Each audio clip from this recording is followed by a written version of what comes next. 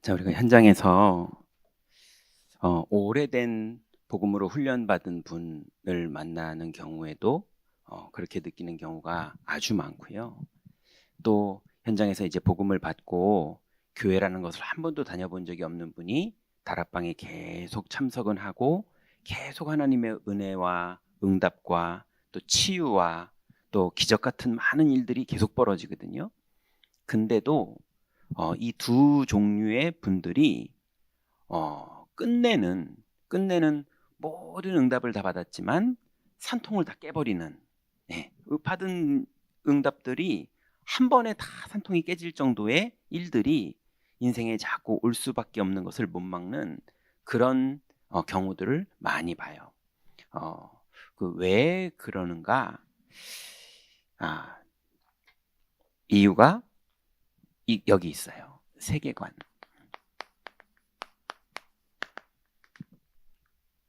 그래서 반드시 산업인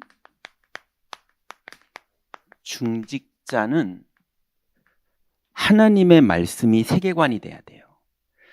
너무나 많은 분들이 하나님의 말씀이 우선순위가 되지 않아요. 다 내 이득이 더 우선순위고, 내 경험이 더 우선순위고, 내 배경이 더 우선순위고, 내 가족이 더 우선순위고, 뭐 이런 많은 내 상처가 더 우선순위고, 뭐 이런 식으로 뭔가 본인이 의도적으로 그러든 본인이 무의식적으로 그러든 그 사람의 우선순위 때문에 하나님 나라의 보좌와 연결되는 부분에 있어서 자꾸 착오가 생기는 거예요.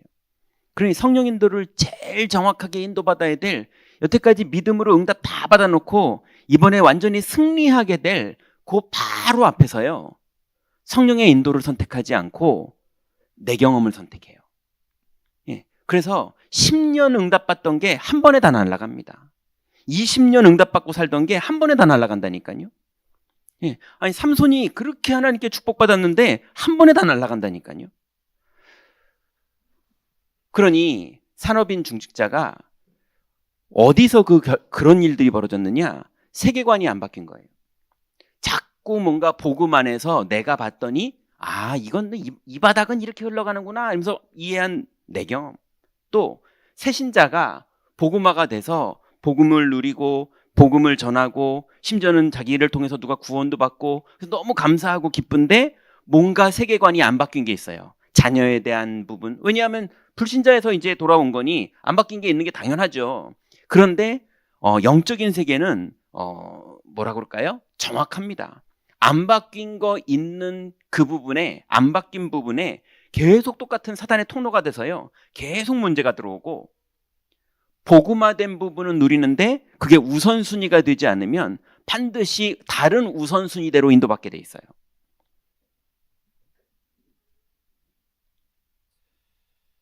그래서 오늘 본문에 보니까 이 말씀을 듣고 행한 자는 반석 위에 집을 지은 자 같다고 그랬거든요.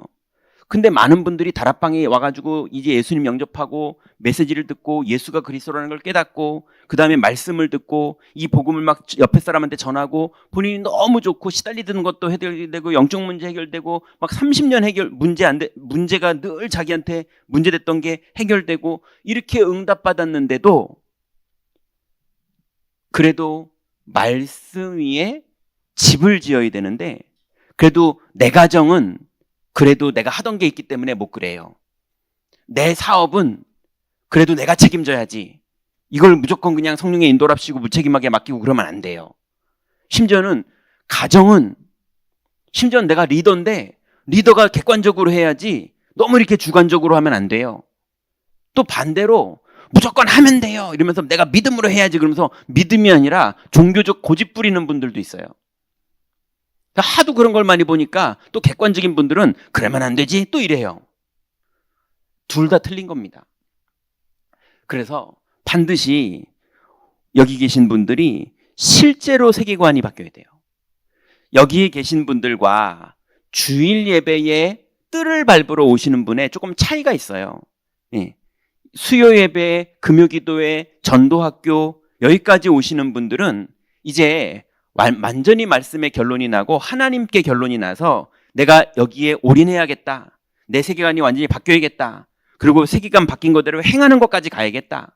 그래서 내 평생에 그의 선하심과 인자하심이 내게 계속 나타나는 것을 내가 누려야겠다. 이렇게 뜻을 정한 분들이라면 그냥 세상 그대로 살다가 오늘 한번 하나님 말씀으로 위로받고 이렇게 사시는 분들도 있어요. 그것도 귀하신 거예요. 그렇지만 여기 와 계신 분들은 하나님이 주신 은혜와 사명이 달라요. 그래서 거기 있는 많은 분들이 여기를 보고 나도 이제 인생의 결론 내야겠구나. 이런 시간표들이 또 오겠죠. 자, 그러면 오늘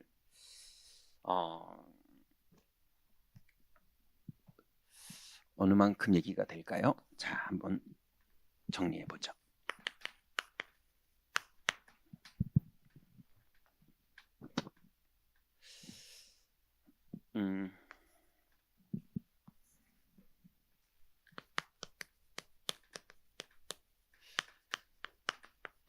성경에 여러분, 성경을 우리가 얼마나 믿을 수 있습니까? 성경이 하나님의 말씀이라는 것을 우리가 어떻게 신뢰할 수 있나요? 경험적으로 신뢰만 한 거면 뭡니까? 몰몬경도 있고요. 그 사람들도 뭔가를 경험했을 거 아닙니까? 그죠? 우리가 어떻게 성경을 신뢰할 수 있느냐?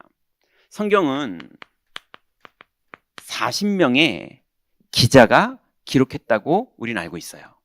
여기에 40명, 구약에 있는 글들, 그 다음에 신약에 있는 27권의 글들, 그 중에 이제 신약은 히브리서를 바울이 썼냐, 아니면 다른 사람이 썼냐, 이거에 대한 논란이 좀 있어요. 그래서 40명일 수도 있고 41명일 수도 있다. 이렇게 있는데요. 크게 상관은 없죠. 성경은 40명이 있었어요. 그리고요, 성경의 중심은 우리가 알다시피 그리스도입니다. 구약에는 메시아고 신약에는 그리스도예요. 구약에도 메시아가 오실 것이다. 이걸 유대인들이 계속 기다리고 있었고, 신약도 그리스도가 오셨다. 이걸 우리가 지금 믿고 있는 거죠. 자, 그럼 성경의 편집은 실제로 성경이 66권만 정경으로 인정하거든요. 이 외에 외경들이 너무 많아요. 심각한 외경은요, 읽으면 이거 완전 무당책이네 싶을 정도로 이상한 글들도 되게 많고요. 예전에는 가론 유다경, 이게 또 발견됐죠. 가론 유다도 글을 남겼는지 아니면 누가 거짓말로 쓴 건지 어쨌거나 우리 개신교에서는 인정 안 해요. 자, 그런데 구약은 36권이죠. AD 90년에 야분의 회의가 있었어요. 이거는 유대인들의 회의입니다. 유대교의 회의예요. 기독교의 회의가 아니고 유대교의 모임에서 우리는 이 39권을 정경으로 쓴다. 이렇게 정했어요. 그래서 기독교도 이 39권을 정경으로 그대로 받습니다. 유대인들이요, 역사적인 것들과 그 다음에 실제의 인물들의 이야기들 구전으로 내려오는 많은 것들을 정리해서 외경들 다 빼고 확정한 39권이에요. 그래서 유대인들이 보는 그 성경 관점과 우리 개신교에서 보는 성경 관점이, 구약은요 똑같이 봅니다. 그리고 신약은 AD 397년에 칼타고 공의회에서 27권을 정경으로 확정을 해요. 그래서 구약 30권, 신약 27권을 이제 성경 66권을 확정을 합니다. 신구약을 한꺼번에 확정한 날은 없었어요. 구약 따로 확정됐고 신약 따로 확정된 거예요. 그래서 공식적으로는 이렇게 확정이 됐습니다. 우리는 이거를 하나님이 주권 가운데 그렇게 결정하셨다라고 믿는 거예요. 그런데 네 번째로 이 성경에 대한 오해가 있습니다. 이제 앞으로 쭉 나올 텐데요. 이게 영적으로 봐야 될 성경을 사람의 경험, 사람의 지식, 사람의 문화, 이 관점으로 자꾸 해석하려는 시도가 옛날부터 계속 있었어요. 왜냐하면 아담이 하나님을 떠난 이후로부터 시작된 거예요. 나 중심, 사람 중심, 경험 중심, 이것의 문화와 하나님 중심, 영적 중심, 계시 중심의 문화, 이 두 가지 문화가 역사를 계속 반복했거든요. 그러다 보니 르네상스 시대가 시작되면서, 좀 이따 철학 얘기할 때 나올 건데요. 그러면서 우리 자꾸 눈에 안 보이는 영적인 세계만 믿고 또 기독교 진짜 신뢰하고 그렇게 여태까지 와봤는데 뭐 보니까 신부들 다 타락했고 종교 다 타락했고 이거 뭐 엉망진창이네. 이런 이성이 발동하는 시대가 점점점 오는 거예요. 그러면서 무슨 오해가 오기 시작했냐면 우리 성경을 객관적인 눈으로 한번 보자. 이래가지고요. 어떻게 하기 시작했냐면 성경 중에 요 구절은 이거 빼. 이거는 하나님 말씀 아니야. 요거는 하나님 말씀이네. 이러면서 성경을 분류하는 작업을 하는 신학이 시작됐어요. 그걸 자유주의 신학이라고 합니다. 자유주의 신학에 나오는 내용이 뭐냐면 사람의 경험과 사람의 문화와 사람의 관점으로 성경을 재해석하는 거예요. 그러다 보니까 이제 연구를 어떻게 하느냐? 원래 이집트에 갈대밭이 있었는데 모세가 이스라엘 백성들을 데리고 갈대밭을 지나가는 것을 바다라고 오해한 거였다. 이렇게 해서 홍해 사건을 사람의 경험을 입장으로 재해석을 해요. 이런 식이에요. 그러니까 사람의 경험을 입장으로 재해석하다 보니까 예수님이 고아와 과부를 돌아보시면서 막 눈물을 흘리시고 이런 거 다 이거 하나님 말씀 맞아. 이렇게 적고요. 예수님이 죽은 자를 일으키고 이거는 그때 사람들이 예수님을 띄우기 위해서 분위기상 만든 신화적인 내용이야. 이렇게 정리를 하는 거예요. 그래서 성경을요. A, B, C, D, E까지 있나? 아무튼 그렇게 해서 다 나눕니다. 요건 A, 요건 B, 요건 C, 요건 D 뭐 이러면서요. 다 분류를 해버려요. 그거를 많은 학자들이 연구하고 고민하고 막 그 과거의 자료들 다 뒤집어 놓고 그 과거에 보니까요. 몇 천 년이라든가 아무튼 홍해가 한 번씩 우리 저기 대부도에 갈라지듯이요. 홍해도 한 번씩 갈라지는 날이 또 있대네요. 그러니까 또 그런 것까지 다 합쳐가지고 이게 아마 그럴 때일 거야. 이런 식으로요. 사람의 경험을 위주로 뛰어난 천재성 가진 학자들이 계속 연구하는 거예요. 그러다 보니까 나중에는요. 아니야. 하나님은 살아계셔. 살아계시는데 하나님은 사랑의 하나님이야. 그래서 다원주의 구원관 이런 것도 나옵니다. 몇 번 얘기했죠. 하나님이 너무 사랑이 많은 분이라 불교도 만드시고 기독교도 만드시고 무당도 만드시고 마호멧도 만드셔가지고 누구든지 아무거나 얻어 걸려서 믿으면 다 천국 가는 걸로. 이런 식으로 다원주의 구원관의 하나님. 그래서 하나님의 이름은 하나님이 아니야. 그 절대 어떤 그 신이 있는데 무속에서는 옥황상제라고 그러고 기독교에서는 하나님이라고 그러고 뭐 이렇게 말할 뿐이지 그 절대 어떤 신 그분이 계셔. 이게 이제 다원주의 구원관이에요. 그러니 성경의 역사가 점점점 오해가 돼서요. 성경을 막 재해석하는 게 시작됩니다.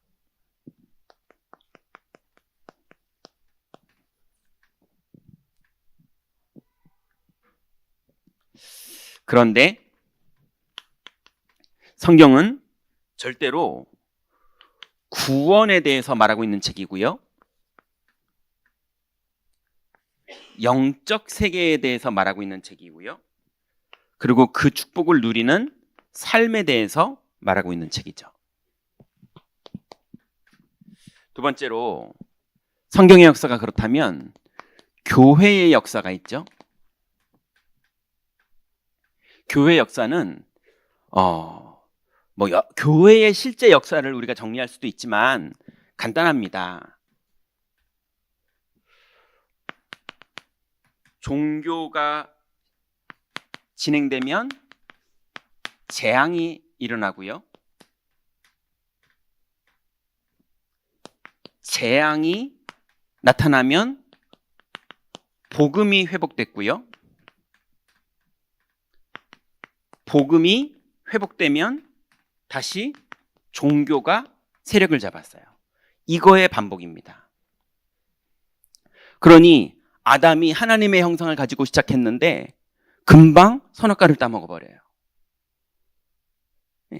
그러고 나서 아담이 복음을 회복하고 믿음으로 살으려고 그러는데 하나님의 아들들이 사람의 딸들과 결혼하면서 또 무너집니다. 사사기도 이거에 계속 반복이고요. 이스라엘 역사도 이거에 계속 반복이고요. 심지어는 드디어 마가다락방이 복음을 회복했어요. 유대교가 그렇게 예수님을 죽였는데 마가다락방이 복음을 회복했어요. 그래서 복음운동하면서 로마를 복음화시켰거든요. 로마를 복음화시켰더니 드디어 교황이 타락하기 시작해요. 중세 기독교가 타락하기 시작해요.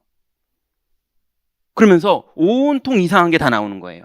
감히 성경책을 왜 평신도가 읽어? 성경책은 아무나 읽는 게 아니야. 우리 신부들만 읽는 거야. 감히 하나님의 말씀을 니들이 알아들으면 안 되지. 하늘의 말씀인데. 오늘부터 라틴어로 설교할 거니까 그냥 니들은 못 알아들어도 앉았다 일어났다 시킨 대로만 하면 돼. 이러면서요. 라틴어 설교를 하고 그냥 성경을 너무 모르면 또 안 되니까 마태상, 베드로상 이런 거 만들어 놓고 이분이 마태셔. 오늘부터 성상주의, 성상을 만들 테니까 이거 믿어. 여기다 기도해. 마태 앞에서 기도하고 마리아 앞에서 기도하고 이러면서 그다음 성화, 성화 숭배 사상 계속 예수님의 그림 그려주고 천군천사 동원되는 그림 그려주고 이러면서 여기다 기도해. 이런 것들이 막 진행되는 거예요. 그러니 재앙이 계속 오죠. 흑사병 계속 일어나고요. 큰 재앙들이 계속 일어납니다. 재앙이 나타나니까 그제서야 다시 복음운동이 벌어져요. 종교개혁이 일어나고 복음운동이 일어나고 믿는 운동이 일어나고 재앙 당하니까요. 그래서 복음이 일어나가지고 종교개혁을 했더니 자유주의 신학이 또 나오는 거예요. 그래서 니체는 아버지가 목사님이잖아요. 자기는 신학교 나온 전도사잖아요. 근데 니체가 자유주의 신학의 아주 최고의 철학자가 돼서요. 신은 죽었다 이러고 나와버려요. 그러니까 종교가 반복되는 겁니다. 우리 개인의 인생도 그래요. 하나님의 은혜로 구원받아 놓고 목사 좀 됐네, 교회 좀 컸네, 그러다 보니까 막 이상한 짓들을 하기 시작하고요. 평신도 땐, 그러니까 집사님 땐 잘하더니 나 장로야 그러더니 이상해져 버리고요. 막 집사님 때 서리 집사님 때 잘하더니 나 권사야 그러더니 막 뭐 하고요. 이러면서 막 내가 교회를 책임지려고 그러고 교회가 옳으네 틀리네 온통 막 이러면서요. 복음운동 사라지고 그리스도 운동이 사라지고 자꾸 내가 뭘 책임지려고 그러고 내가 잘하려고 그러고 이 불평이 나오면서 우리가 이러면 안 되는데 이러면서 자꾸 정치하려고 그러고요. 이 진실하긴 한데 종교가 돼요. 복음이 자꾸 사라지는 거예요. 이게 교회사의 반복입니다. 그러면서 세계사가 어떻게 갑니까?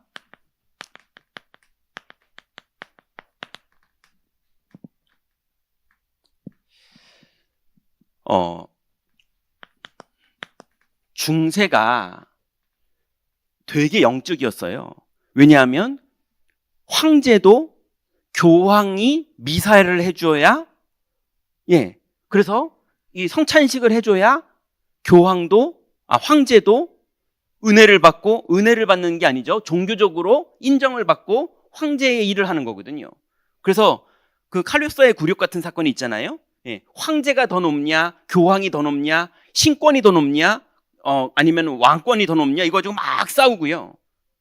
그 끝내는 무릎 꿇고요. 뭐 이런 일들이 중세에 벌어지다 보니까 드디어 사람들한테, 많은 대중들한테 뭐가 먹히느냐? 야, 이제 종교는 지쳤다.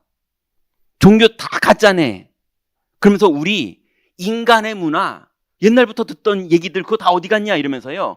인본주의, 인문학 이런 것들이 막 발전하기 시작하는 거예요.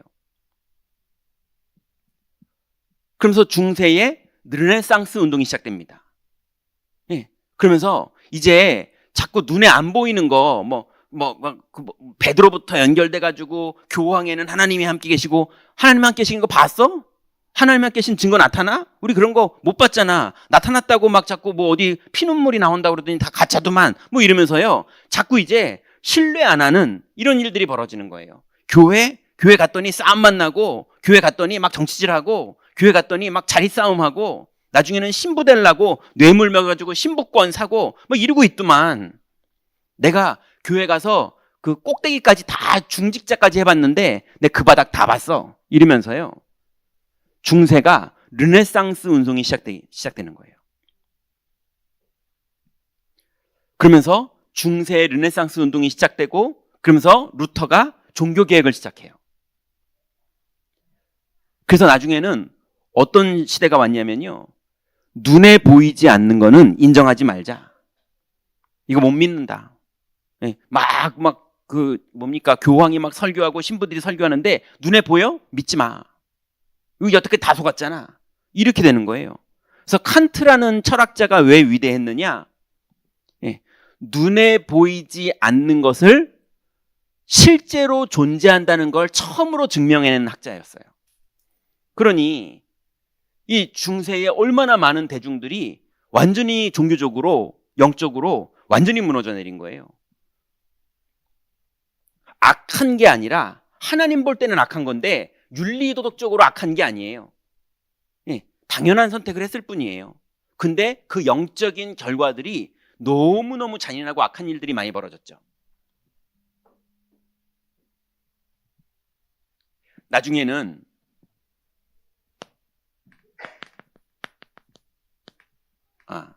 중세의 르네상스 시대가 시작되면서 실존주의 철학이 옵니다. 그래서 아까 말씀드린 것처럼 이제 실존주의로 신학을 공부해봤더니 니체가 신은 죽었다, 이런 결과가 나오기 시작하는 거예요. 근데 실존적으로 확인을 해봤더니 신은 죽었네. 교회는 다 이거 사람들의 장난이었고, 신은 있었는데 죽었어. 이런 사람들이, 많은 사람들이 났어요. 여러분 뭐 좀 들어보셨죠? 까미라는 사람이 이 주장한 내용이 뭐냐면 종교는 사람의 타락을 잡아내지 못한다. 교회가 그거를 할 수 없다. 이렇게 결론, 실존적으로 자꾸 금기된 것들을 자꾸 이제 깨트리는 이런 일들이 자꾸 벌어지는 거예요. 그랬는데 어떤 일이 벌어집니까? 전쟁과 재앙이 전 세계에 곳곳에 다 나타납니다. 영적인 재앙들이 영적으로도, 전쟁적으로도, 사회적으로도, 문화적으로도 인간의 본성이 일어났더니요, 진짜 짐승반도 못한 일들이 계속 벌어지는 거예요.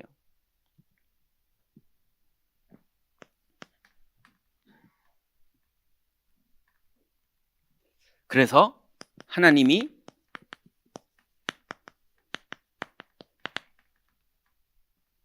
현장에 복음, 그리고 이 복음의 생명운동이 일어나는, 이 믿음의 사람들이 일어나는 운동을 일으키십니다. 그래서 여러분 잘 아시는 영국이 산업혁명이 일어나면서요, 본격적으로 어려움이 오잖아요. 아까 어디 갔죠?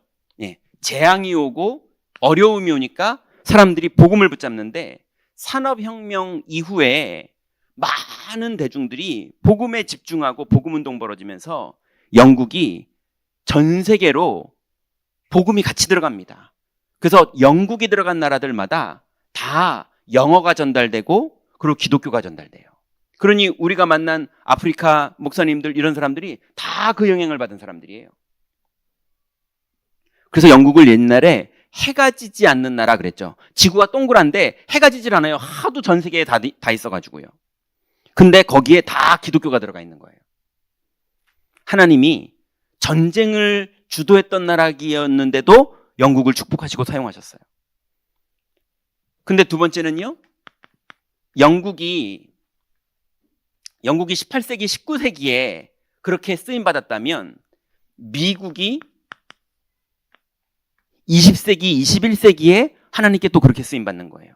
청교도들이 미국으로 건너와서 미국에서 교회를 시작하고 교회를 시작하면서 미국이 전 세계에 복음을 전하기 시작해요.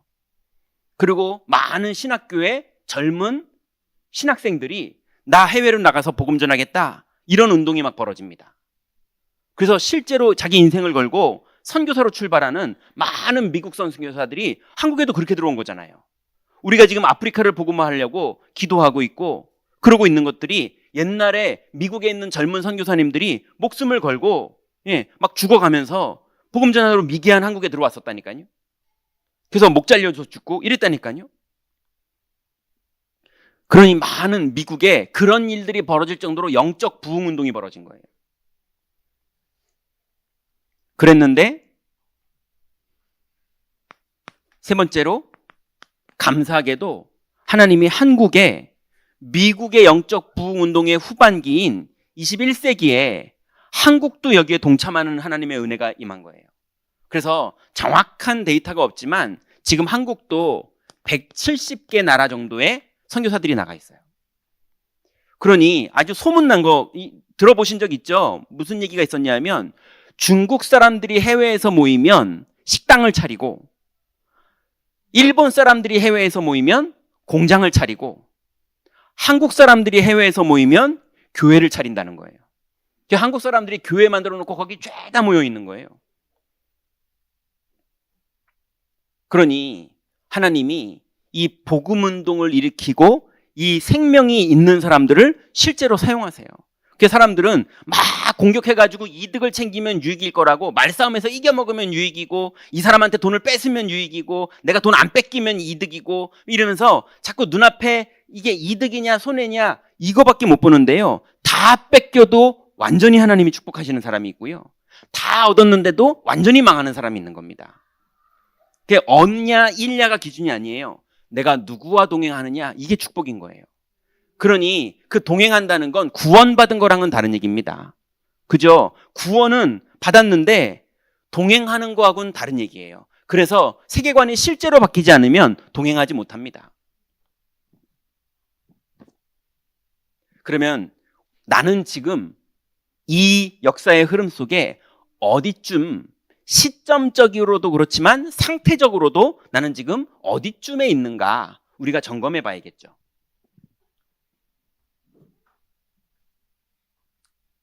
자, 그러면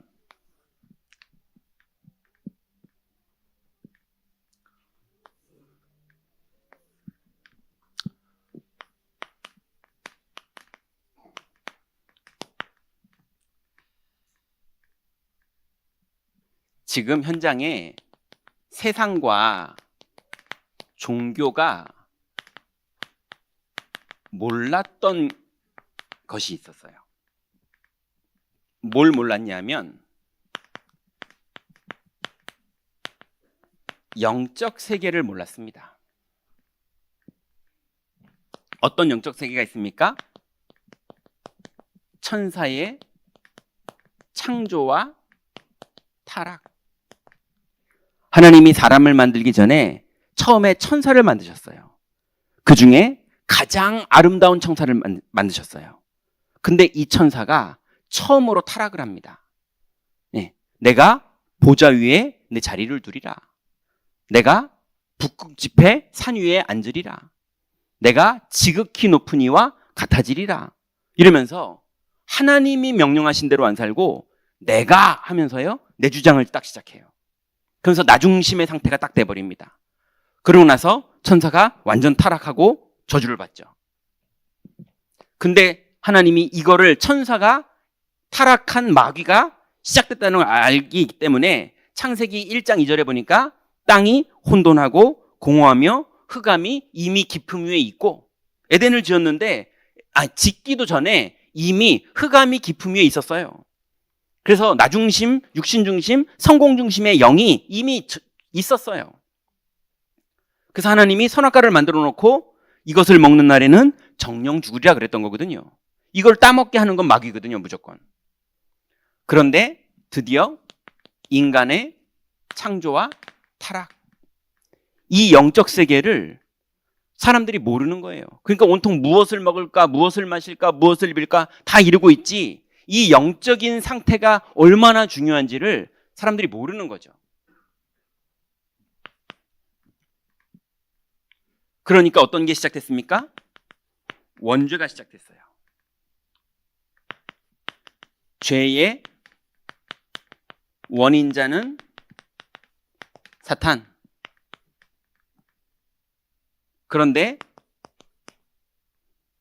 원인자는 사탄이지만 멸망의 근거는 아담이 지은 죄입니다. 사탄의 죄가 아니고요, 인간의 죄예요. 사탄은 근원자로 속임수를 썼을 뿐이고, 자기가 자기는 맨 처음에 천사였다 타락했을 때 형벌을 받았어요. 그래서 그 천사가 흑암이 된 겁니다. 그래서 완전히 저주받고 나중에 지옥으로 가는 거예요.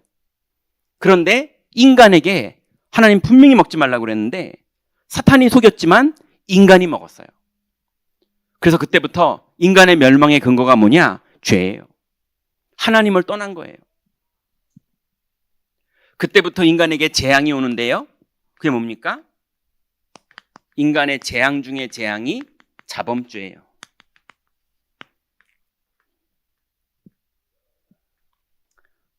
요즘 TV에 나오는 사람들, 또 신문에 보이는 사람들, 죄다 멸망의 근거가 뭡니까? 다 자범죄예요. 그죠? 그리스도가 아니면 안 하려고 그래도 그 영적인 거 못 이깁니다. 지금 들킨 사람들만 이런 거지, 있는 사람 다 예수님이 한꺼번에 다 끝냈잖아요. 글 쓰면서 너희 중에 죄 없는 자가 쳐라. 아무도 없습니다. 다 이렇게 까발리면, 어떤 요리하는 방송인도 그렇고, 어떤 정치하는 분도 그렇고, 어떤 운동하는 분도 그렇고, 어떤 인기 있는 배우도 그렇고, 별의별 사람들이 다 나오는데요, 아닙니다. 다 그래요. 누구나 폭로를 했냐 안 했냐일 뿐이지 다 그래요. 왜냐? 임마누엘을 못 누리면 사람은 계속 그럴 수밖에 없어요. 심지어는 임마누엘 정도가 아니라 아담은 원죄가 없었는데도 그랬다니까요. 그래서 그리스도가 우리를 완전히 해방시켜준 이 축복이 아니면 사람은 사로잡혀서 못 나옵니다. 자, 그래서 여기에서 빠져나오는 구원의 유일한 길, 이 전 세계 속에 벌어지는 이 많은 일들 속에서 여기서 인간이 빠져나올 수 있는 구원의 유일한 길이 있는데요, 구원의 내용은 뭡니까? 요한 1서 3장 8절. 죄를 짓는 자는 마귀에게 속하나니 마귀는 처음부터 범죄함이니라. 원죄가 됐던, 자범죄가 됐던, 조상의 죄가 됐던 죄를 짓는 자는 마귀에게 속하나니, 사로잡혀버린다니까요. 본인이 어떻게 하려고 해도 안 돼요. 운명 같은 일이 계속 벌어지는 거예요. 죄를 짓는 자는 마귀에게 속하나니 마귀는 처음부터 범죄함이니라. 그러니 하나님의 아들이 나타나신 것은 마귀의 일을 멸하려 하심이니라. 뉴스는 너 왜 그랬냐, 이랬냐 이거밖에 할 줄을 몰라요. 근데 그리스도는 무엇이었습니까? 마귀의 일을 멸하신 거예요. 이게 유일한 길입니다. 지구상에 다른 길이 없어요. 어떤 기자도, 어떤 변호사도, 어떤 검사도, 어떤 의사도 이걸 해결할 수 없다니까요.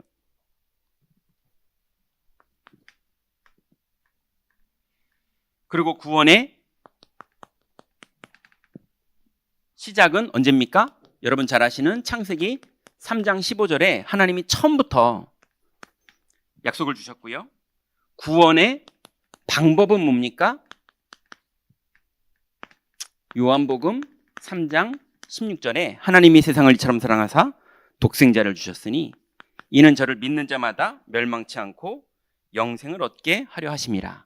구원의 유일성은 아까 말씀드린 것처럼 요한복음 14장 6절. 그리고 구원의 완성은 언제 이루어집니까?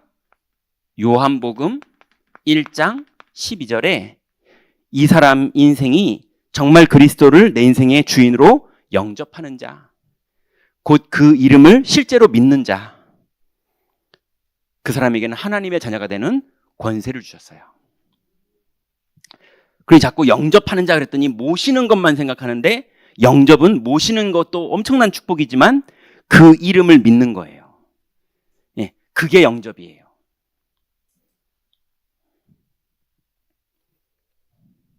아니, 제가 아는 목사가 큰 병에 걸렸는데요. 코로나라고 수술을 안 해주는 거예요. 아산병원에서요. 그래가지고 이 너무 큰 병이라 죽게 생겼거든요. 심지어는 아버지도 그 병으로 돌아가셨거든요. 그래가지고 진짜 인생 끝나나 싶은데 코로나라서 이게 뭐 안 되는 거예요. 근데 이 병원에서 이렇게 얘기해주고 또 누가 또 소개시켜주고 이래가지고 아산병원에 그 수술을 하는 전문의로 잘하시던 분이 그 본인 팀 크루를 다 데리고 지방으로 내려가셔가지고 지방에서 이제 원장을 하고 계시는 거예요. 그래가지고 소개를 받아가지고 갔는데 이 친구가요, 나중에 수술하고 왔는데 여기서부터 여기까지 다 잘랐더라고요. 칼자국이 여기서부터 이제 니은자로 온몸이 다 나 있어요. 근데 웃는 거 있죠. 목사님 너무 잘 됐어요. 여러분, 그 이름이 어떤 이름이냐? 이거에 권위 있게 수술 잘하는 분이다 그러니까 자기 배를 다 자르는데요, 너무 기뻐서 배를 내밀더라고요. 너무 잘 됐다면서. 이거 하나님 응답이라고요. 맞잖아요. 여러분, 우리 안에 지금 영접한 분의 이름이 어떤 이름입니까? 이분만 마귀를 멸하시는 분이고, 이분만 죄와 저주를 끝내시는 분이고, 이분만이 우리가 감히 하나님을 어떻게 만납니까? 전도 캠프에 보니까 동장님 한번 만나려 했는데도요, 얼마나 어렵게 하는지요. 못 만났어요, 끝내는요. 근데 우리가 감히 어떻게 하나님을 만납니까? 근데 하나님 만나는 길이 열렸어요. 열렸는데도 안 믿어서 안 만나서 문제지 하루 종일 열렸어요. 믿고 누리시기 바랍니다. 이게 세상과 종교가 이걸 모르니까 막 실존주의, 자유주의 막 이러면서요, 많은 게 나오는 거예요.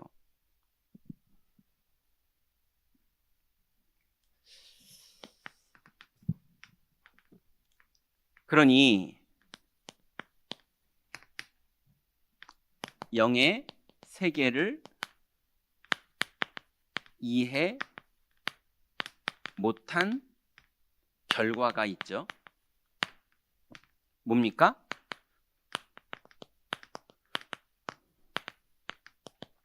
종교 출현. 영의 세계를 이해 못하니까 종교가 출현돼서요, 목사가, 교역자가요,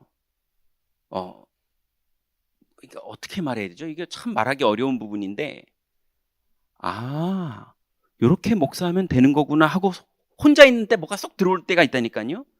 아, 목사는 이렇게 돈 벌고 살면 되는구나. 아, 목사는 이렇게 대충 말하면서 인기 끌면 되는구나. 아, 목사는 이렇게 누굴 붙잡으면 되는구나. 이러면서 뭐가 대단한 눈이 밝아지는, 야, 이런 게 나 옛날에 몰랐네, 이런 게 딱 들어오는 날이 있어요. 예, 그때 다 무너지는 거예요. 근데 보니까 장로님들도 그러더라고요. 아, 장로했더니 이런 거구나. 목사나 장로나 다 기름 부음 똑같이 받았고 뭐 이런 거구나. 그러니까 누가 높냐가 아니고요, 그리스도가 아닌 모든 것들이 다 그게 망하는 길이라니까요. 뭐가 권사님들이 교회 안에서 뭐 이러면서요, 예전에 어떤 권사님이 막 울면서 저한테 얘기하는 거 있죠.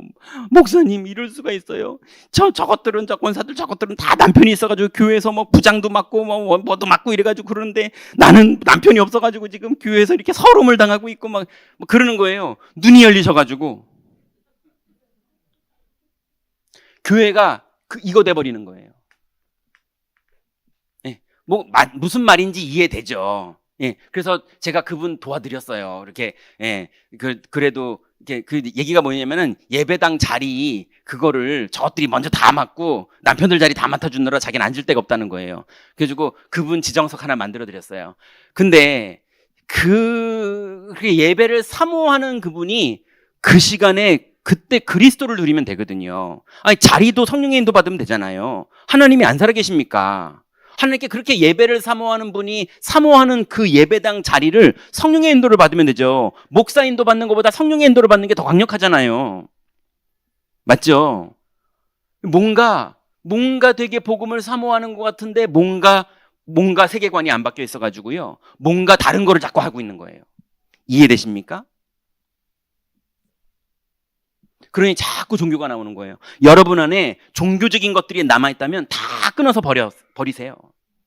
우리는 오직 그리스도 누려야 됩니다. 그래야 여러분 자녀까지 살고요. 그래야 여러분 산업이 살고요. 그래야 우리 인생이 살아요. 이게 안 되니까요.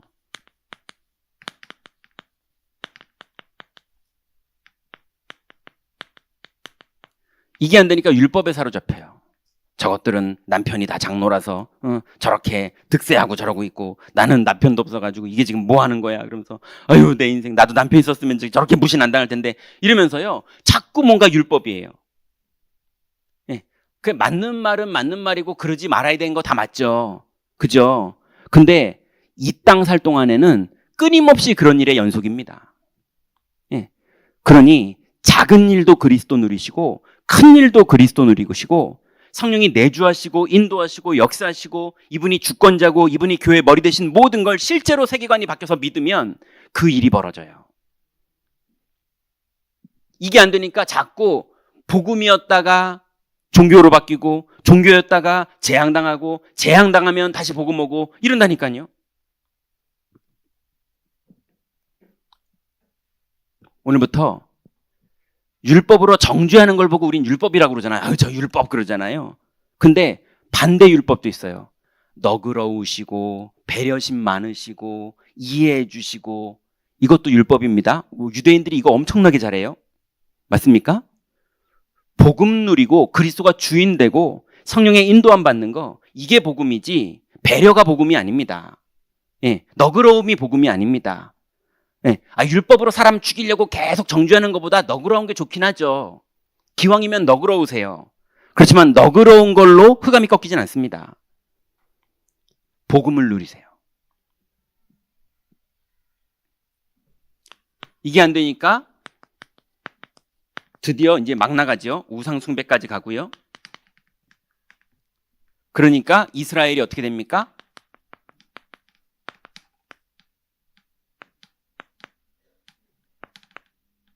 이스라엘이 드디어 이제 이방 나라 임금들을 메시아가 와서 다 죽여주고 전쟁의 승리자가 돼서 우리가 만왕의 왕이 되는 막 이런 날들이 오기를, 예, 그런 이스라엘의 회복을 메시아가 와서 이루어주기를 이스라엘이 계속 원하는 거예요.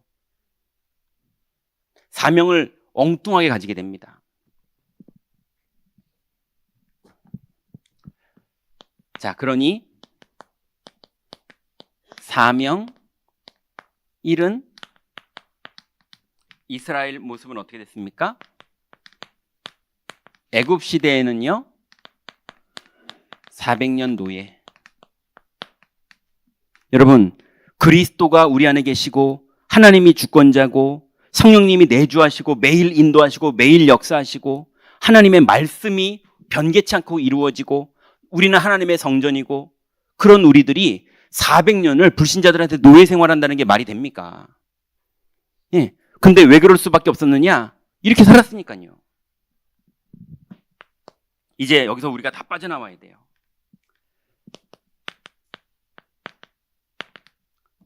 블레셋에 언약궤 뺏깁니다. 예. 그리고 골리앗이 모욕합니다, 여호와를요. 언약궤 뺏기는 것도 나중에 한번 얘기하죠. 예, 언약궤 뺏기는 것도 전쟁 났는데 종교적으로 누가 막 이런 것도 아니고요. 이게 여론몰이가 막 전쟁 막 지금 큰일 났는데 여호와의 언약궤를 막 들고 나가자 그냥. 예. 그러면 막 부적 들고 나가듯이 여호와의 언약궤 들고 나가자 막 이래가지고요. 들고 나갔다 뺏겨버리고 다 죽었어요. 그것을 다윗 때 하나님이 다 회복시키십니다. 그러니 막 교회가 믿음도 없으면서 믿음으로 하자 막 이러면서요. 예, 다 죽어요 그러다가요. 복음 누리세요.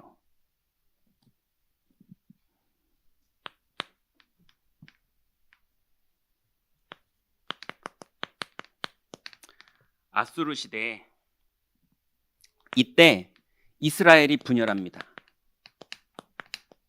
남유다, 북이스라엘로 분열하고요. 그리고 여러분 잘 아시는 사마리아가 함락돼요. 그래서 혼혈 민족이 되는, 그래서 사마리아가 이스라엘의 수도인데, 예, 이 사마리아 성의 남자들을요 다 외국으로 팔아버리고요, 노예로 팔아버리고, 이 쉽게 말하면 사명자 여자들을 다 이방 야만족 사람들을 데리고 들어와가지고요 다 결혼시켜버려가지고 혼혈족으로 완전히 씨를 말려버려요. 비참해지죠. 그걸 또 유대인들은 또 싫어해요. 똑같은 거죠 그냥. 그러니 이스라엘이 완전히 처참하게 불신자들한테 밟혀버립니다.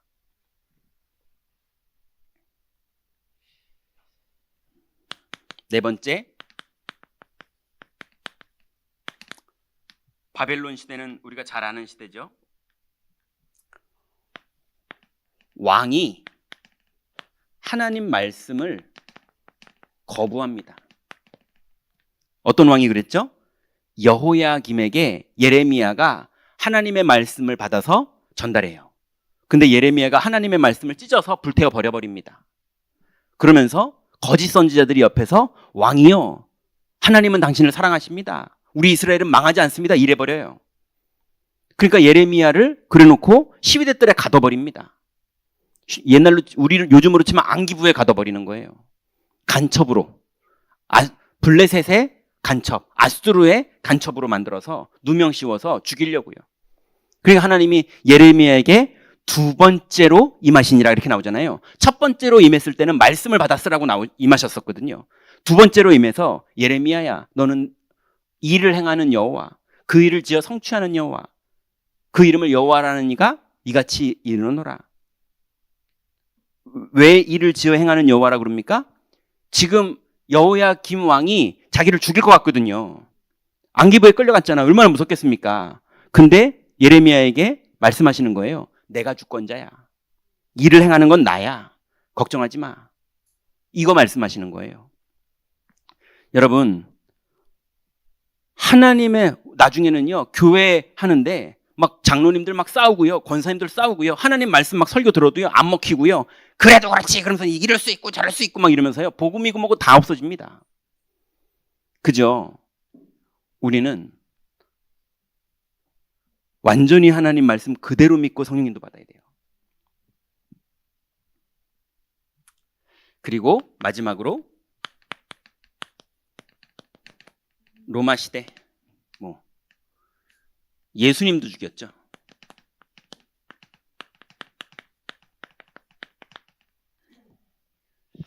사명을 다 잃어버렸어요. 결론입니다. 이제 세계관을 실제로 바꿔야 됩니다. 자꾸 옛날에 하던 거 그대로 자꾸 또 하려고 그러지 마세요. 하나님이 다시 기회 주신 거 여러분 인생이 다 엉망으로 만들어버리면 여러분 인생 이제 더 기회 없습니다.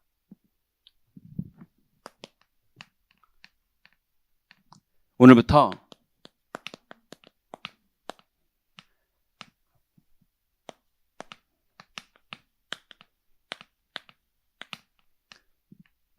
실제로 믿으세요. 여러분, 오늘의 주권자는 하나님이십니다.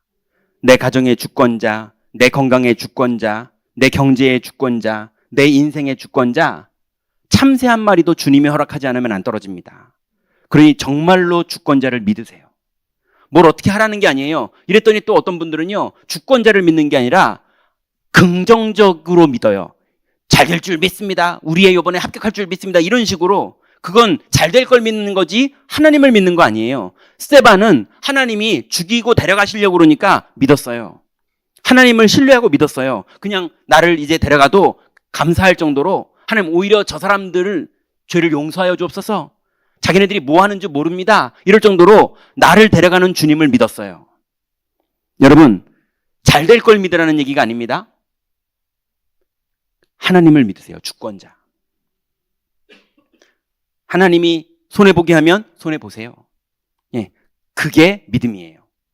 예, 반드시 승리합니다. 그런데 그 하나님을 만나는 길을 그리스도가 열어주셨어요. 성자 그리스도. 마귀를 다 멸하셨고 죄어저주 다 끝내셨고 그 하나님 만나는 길을, 주권자를 만나는 길을 열어줬다니까요.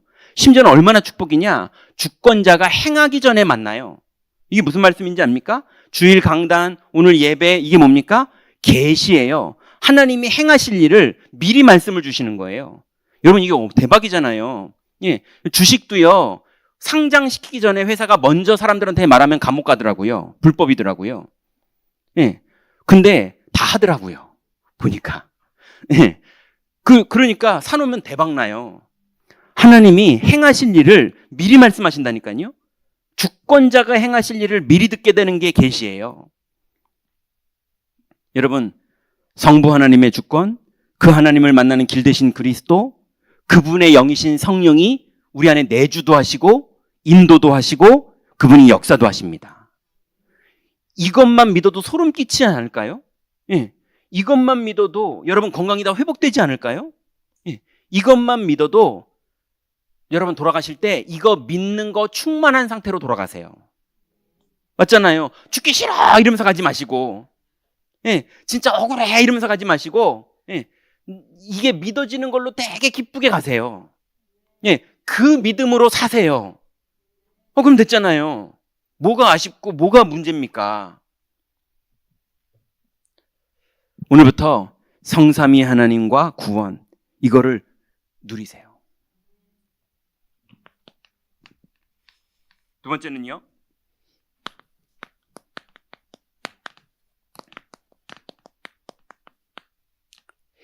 이 믿음을 어디서 믿느냐.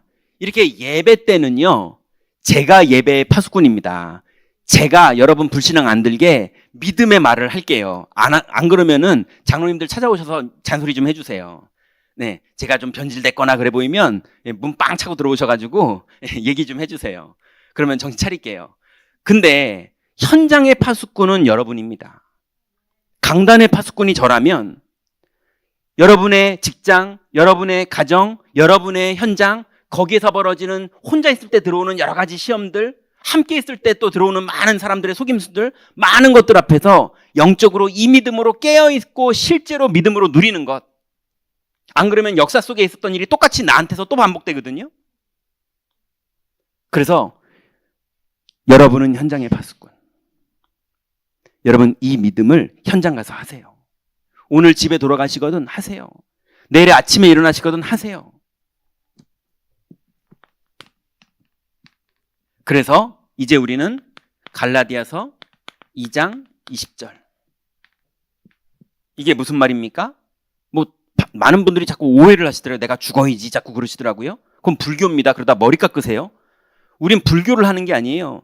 내가 그리스도와 함께 십자가에 못 박혔나니 그런즉 이제는 내가 사는 것이 아니요 내 안에 그리스도께서 사시는 것이라. 이 말은 요즘 말로 말하면 내가 더 이상 자전거를 타는 게 아니요 난 이제 벤츠 타는 거다, 이 말이랑 똑같아요. 맞습니까? 예. 아니 그리스도로 사는 게 더 힘나야지 내가 사는 게 더 힘나면 됩니까? 그러니까 잘못됐으니까 자꾸 재앙이 오는 거죠. 안 맞는 거잖아요. 그죠?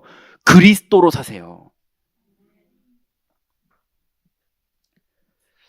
그래서 그리스도로 살려면 여러분의 산업, 예, 자꾸 그리스도로 못 살고 요건 내가 책임져야 돼, 요건 내가 돈 벌어야 되고, 요거 내가 거짓말하는 놈들 내가 다 잡아내야 되고, 정신 바짝 차리고 살아야 돼. 산업을 대충 하라는 말이 아니라 꼼꼼하게 하시되 그리스도가 주인 되셔야 돼요. 예, 주인 되셔야 된다는 말 이해되시죠? 실제로 믿고 그 믿음에 대한 판단과 결정으로 진행하셔야 돼요. 해보세요. 속임수 하는 사람들이 그렇게 일어나도 끝내 승리는 누가 하는지 한번 해보시라니까요. 내 자녀 예, 답답하시고 어렵고 지금 너무 멀리 간 것 같고 막 여러 가지 있겠죠. 정말로 내가 사는 것이 아니라 내 안에 그리스도가 사는 걸로 대하세요. 예, 말도 대하는 것도 기다려주는 것도 한마디 하는 것도 모든 것도 자꾸 내가 짜증내가지고 막 말하고 네가 막 그거 아니야 그러면서 종교적으로 말하고 다 내려놓으시고 그리스도 안에서 해보세요. 내 건강, 산업, 가정, 자녀, 부부관계 모든 걸 그리스도 안에서. 그래서 산업인 중직자는 정말로 내 현장에서 세계관이 완전히 바뀌어서 내가 사는 것이 아니라 내 안에 그리스도로 사는 거에 전문가가 되시는 그 축복 속으로 다 들어가시기 바랍니다. 하나님 감사합니다. 우리에게 주신 이 귀중한 복음의 비밀들을 이제 우리의 현장 속에서 파수꾼으로서 누리기를 원합니다. 주님 깨어있도록 우리의 생각과 마음을 주님이 붙잡아 주옵소서. 예수 그리스도의 이름으로 기도드렸습니다. 아멘.